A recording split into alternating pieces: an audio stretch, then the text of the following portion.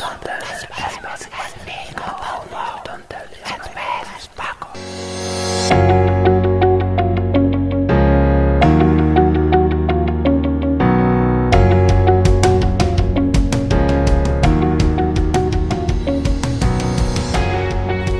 everybody and welcome to the October 15th edition of the Banner Talks podcast.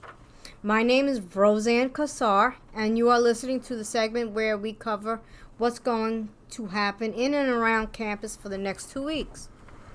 Dolphin endeavors. Since we want to bring the most entertaining and diverse podcast to you, the viewer, starting today and here on out, I will have a co-host on board who will share in my reporting. Why don't you go ahead and introduce yourself? Hello everybody, my name is Salvatore Cento and I am really excited to be in this segment. I am usually in my opinions, but from here on out, like Roseanne said, I will be included in this segment as well. So thanks for having me. With introductions out of the way for me and my fellow liaison, let's dig into the happenings at the College of Staten Island.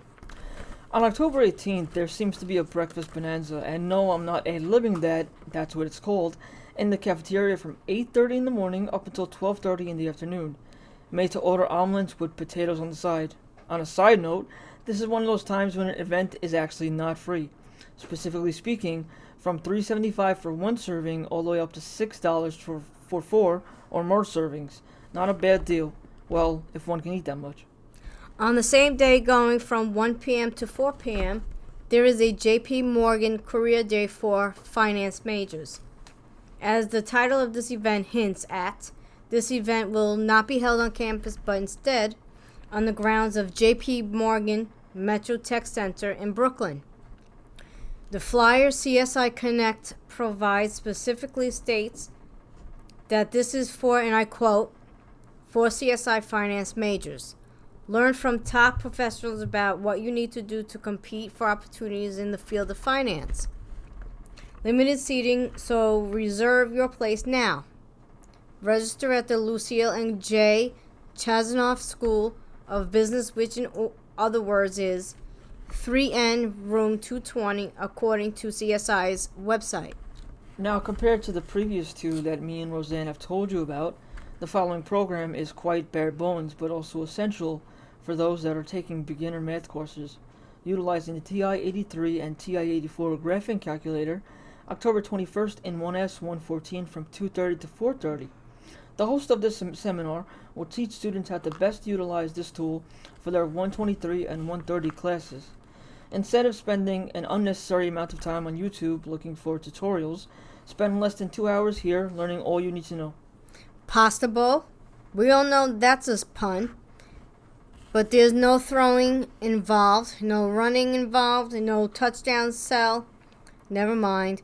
October 22nd from 11:30 to 3 in the cafeteria. Students can make their own.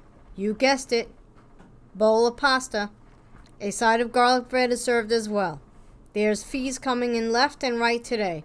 $5.25 charge to participate. On October 22nd as well, from 2:30 to 3:30 in 2N 107, a seminar called Go With The Flow, period, will take place that highlights the fight homeless and incarcerated women are faced with due to the lack of feminine products in their environments. Real-life stories and honest statistics will be shown, proving that this is something that needs to be taken care of. There is a lot happening on October 22nd, from the cafeteria to 2N and then to the library. Second floor, room 216 to be exact. This is called Chef Hush. Reclaiming a life lived before Stonewall. Ever wanted to find out how those that would identify as LGBT currently would have lived like in the 30s and 40s? James Kaiser will do just that when he explores a man's journals and scrapbooks who lived through those times, keeping detailed accounts but living a very closeted life. World on Wednesday lecture series. Sounds interesting, but next time, please exclude the word lecture though. Makes me think of class. Development and Democracy. 2 frames to understand contemporary Bangladesh. October 23rd, Building 1C in Room 211. Come learn from a renowned presenter from the English department here within CSI about the two growing opinions about the new nation state. Building 2N, Room 1. Very simple directions, but ironically, there's sometimes very complex strategies in this certain field. On October 24th from 2:30 to 3:30, there will be an FBI information session asking all those who wished to apply come at this date and time. You will learn about all of the rewarding internship and career opportunities they have to offer. It seems as though CSI can get into the Halloween spirit as well. On October 24th, paint pumpkins and creating your own candied apples in 1C. This event is all day long. And then on October 26th from 11 a.m. to 2 p.m. in the same location, there will be a Halloween brunch for the big as well as the small. Complimentary breakfast foods, live music, and face painting. The last line on CSI Connect says, "Follow the music." I wonder where that leads. Not only do we have an emergence of fall-related activities, but music hours are starting to pop once more as well. October 24th from 2:30 to 4 p.m. and then again on October 29th from 3 to 4 p.m. The first features our very own Michael Moriali, and second is the midterm recital. Free as they always have been. If you have the chance, a joy to go to. And to round up this edition of Dolphin Endeavors, Schwerner Writing Series will take place in 1P 223 on October 29th from 2:30 to 4:30. Maria Rivas, Staten Island's first poet laureate, will be visiting campus to read from her work as well as answer questions from students about the craft of poetry and the writing life. And we are now at the end of the October 14th edition of Dolphin Endeavors. Thank you very much for listening. Goodbye.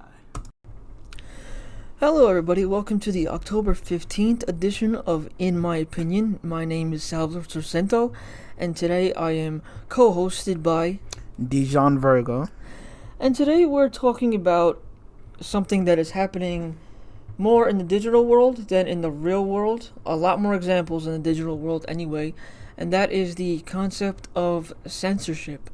Basically, freedom of speech is being heavily regulated in the digital world, and it's very much an emerging problem that needs discussion.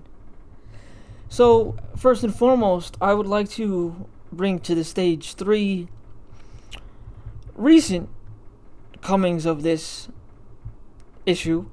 First and foremost, on Twitter, first posters now have the option of hiding replies that they get. On Instagram is banning posts that might have something to do with an issue, but really don't, because the most prominent example on Instagram, that is, of people being at gun ranges, and they're basically showing their rights, but yet they're banned at the same time. And the third one, and I think it's the most relevant, is that 17,000 channels on YouTube recently were banned because of supposed hate speech. But there is evidence that shows some of these channels, all they do is talk about history, and they can't do that because they are getting taken down because they say historical words and terms such as Nazi and things like that. What do you think, Dejon? You know, because like with that last one, I sort of understand, because I listen to like this channel on YouTube called 3 Arrows, and he's a left-wing YouTuber. He debunks a lot of the conservative junk out there, and a lot of the times the right tries to kind of flip the script on Nazism and all that other stuff. So like he goes and he tries to debunk those things, try to give like, I guess, an honest reading of the Nazis, the Holocaust, and all that other stuff. And sometimes he gets his videos demonetized, sometimes they get taken down, because he for real reasons or stupid reasons, so to speak. Well, for some reasons, I guess because he shows like the Nazi symbol in it. Some things like one time I had to watch his video, and there was like a some of the topics here are, I guess, very, very extreme or whatever. When it's like really not that, he just says and talks about the Nazis and all that other stuff. So he talks about history. Yeah, basically. And his videos get taken down. Yeah. That is YouTube's algorithm system to blame. Really. Yeah, because it's not as perfect as it should be. These media conglomerates with their algorithmic system, they want to police their websites, but at the same time, they innocently take down the wrong ones. Yeah, and I think they do have to, get better at that. You know, like at the end of the day, like I understand what they're doing and I do support it, but you don't want to be taking down the wrong people for no reason and create this whole thing that really shouldn't be a thing. I guess if that makes sense. I guess I should throw this into the mix since you did already. Let's look at a theoretical situation. Both political parties should have an equal playing field, no? Well, yeah. And so what do you think about, I don't have it here, but you can easily look it up on Google if you wish. The biggest Trump supporter fan page on Facebook with over 3 million followers was just banned the other day. There was no, as far as I can see, there was no real reason that was given, just because it was a mass following of Trump supporters. See, I don't know about that, only because I feel like they don't really be going around and taking stuff down for no reason. Like, I feel like they will at least, like, even if it's a BS reason, I feel like there still would have been a reason. You know what I mean? Like, I just, like, personally, I just want to actually see it up front and, like, I guess read articles that may have been written about it, or, like, the reasons, or the person, or the leader of the chat, whatever. Even him talk about, like, what went down, what happened, and all that other stuff. I do understand. Like, so I want to get the full story, because I do understand that statement. And there was also, this happened quite a while ago, but it's still relevant to the topic we're discussing today. On Reddit, a subreddit, of course, named The Great Awakening, it was not attacking anyone, but it was much on the other side of fanatical Trump supporters. They didn't wish anybody harm. It was just very invigorated and very emotional Trump supporters. This page also had 3 million or so subscribers, and they continuously posted things in support of Trump, and Reddit outright banned that. Now, what were they saying? They were in favor of Trump and the things he was doing. Basically, they didn't. I was on that. I do admit I was on that subreddit a couple of times, and I never saw. Really?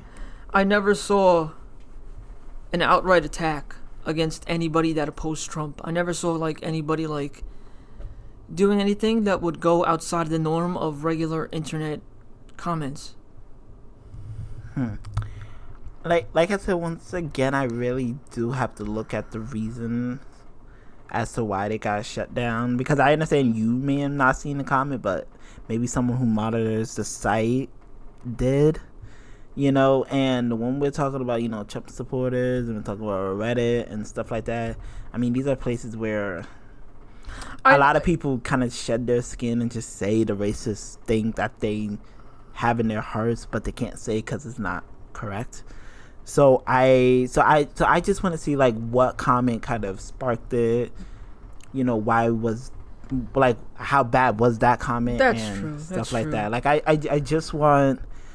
I just want to see, because we are in a time where a lot of these people are having these disgusting, vile, repulsive, and sometimes downright dangerous comments and stuff like that. So I think we do need to at least be a little bit transparent and just say, okay, if if this was the tweet or whatever that got this person shut down or whatever, we should be able to like look at that and then I guess discuss whether or not it's hate speech, if it violates their terms, all that other stuff. Okay, so let's move to another issue within this context. This happened quite a few weeks ago, but there were about 200 channels on YouTube removed because they were actually in support of China with the Hong Kong protests, like not on the side of the protesters, but on the side of China. Okay. And those channels were removed from YouTube. Do you think even though their view was not the most supported one, do you think YouTube was right in taking those down?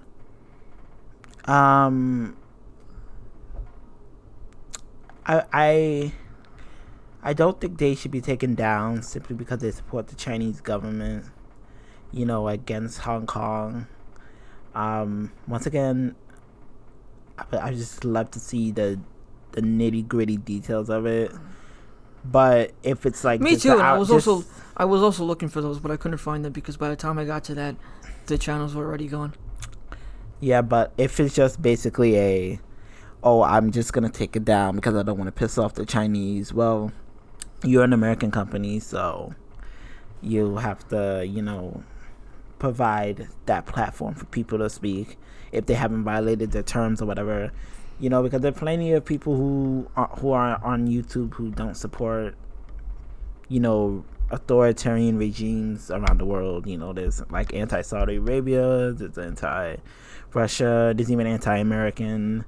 So it's like, you have to allow that to be on the platform. True, I do agree there. I have yet to ask for your view on the issue going on at Twitter. The authors and original posters, they now are going to get the option and feature of hiding the replies that they don't like. Do you think that breaks free speech? I mean, wait, so like creators, or I guess people who host the channels, get to remove their comments or whatever? Well, for example, let's say you post one post on Twitter and it goes viral and it gets many replies, and some of those replies you don't like, so you decide to hide those replies from the general audience, from all the other accounts on Twitter that may go and look at the thread of comments that follow your original post. Yeah. Do you think it's something that should be put into users' hands? Here's the thing. In my opinion... Nice pun. Yeah. In a way, I sort of want to say yes, but I also want to say no. I sort of want to say yes because I understand where you're coming from right off the bat. Typically, that's that person's, personal business if they want the feedback, or if they don't want the feedback, or if they want the replies or not want the replies. But then we come to a field of it's your own personal opinion that makes the rules as to whether or not, this reply should be seen and that reply shouldn't be seen. Of course, I see there's a line in the sand, of course, when it comes to like threats or like hate speech. Of course, you want to get those removed. Yeah. But then if you're going to give complete control and like the lightest of comments, it can be removed. I mean, I guess I'm more of a libertarian on this. So my answer to that is just go to another platform. If Twitter is not satisfying you, then just go use Facebook or YouTube or whatever. Like, you don't have to use Twitter. I guess that's the libertarian argument in my mind. Is Twitter is not the ultimate only platform that you have to use. You could go to other platforms and use them. But what I was gonna say was that I sort of was hesitant only because social media is already very tribal. especially on Facebook, where you could pick what you like, what you don't like, who your friend, who you're not your friends. And because you already have your own biases and you stick to your corners, you're going to pick friends and post whatever that align with you, either politically or whatever socially, I guess. And so that kind of makes online less of a free marketplace of ideas, and people will sort of be less tolerant because they don't know the other side of the argument. So that's why I was kind of hesitant about it. But once again, the libertarian side of me is like, well, this is what the company has, this is what the website has, so if you don't like it, just go find somewhere else.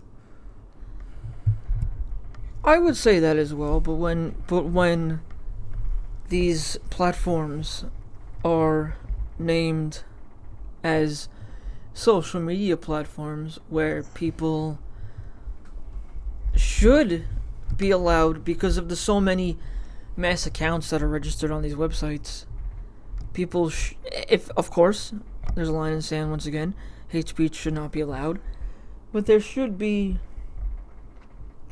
a website where people can talk about anything they want to, because the internet is a digital world where there should be freedom of speech. But here, this is the libertarian argument again, I guess you could say. But isn't that freedom of speech is just against the government? It's not for private companies to moderate. Because I mean, just because you can't say your things on Facebook or Twitter doesn't mean you don't have freedom of speech. It just means you can't go online and I guess say it to a whole bunch of different followers, but you can make your own website.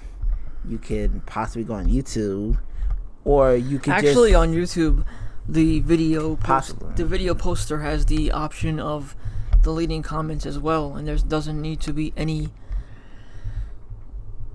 strict guidelines behind it. Are you talking about deleting, not like shutting off the comment section? Yeah, you can delete any comment you wish. Okay, delete it. And if there needs to be a controlled hand with that, because I believe that on YouTube, since the video uploader can delete a comment he or she wishes on unjust to their own video. On Twitter, the original poster can now hide replies. Facebook, of course, there's a lot of rule there. These social media platforms, even though they are owned by private companies, we're getting to a point where policing is the name of the game.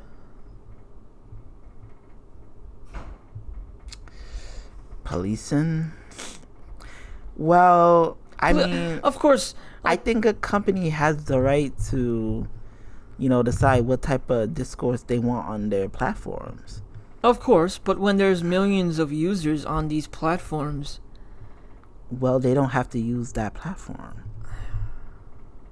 They can go to another platform or create their own platform or website or whatever. I mean, no one has a right to be on Facebook. No one has a right to be on Twitter. I mean, these are not rights. These websites were programmed. Yeah, but you agree to their terms when you sign up, so you know what you're getting yourself into. These platforms, though, sell themselves as a place where voices can be heard. Well, yeah, I guess that is true, and I guess technically that would still be true, but you just have to be in their terms and you have services. Which is all there once you. I imagine you were about to say if you're in their favor, if you're. No. Okay. No, not really, because I think they do try to give people a platform to speak. I think it's just that because some people are deciding what is acceptable again to say in discourse, that they are just basically defending kind of the indefensible. Like for me, like I don't like I think people should have the right to say whatever they want, As long as it doesn't hate speech or yeah, as that. long as it's not like, I guess, hate speech or threatens people's lives. Of course not. But the thing is, you're asking you're kind of asking a private company to facilitate people's needs, and just in my opinion, again, I don't think that's the role of a private company. I think that's freedom of speech is more of a civil liberty to protect you from the government.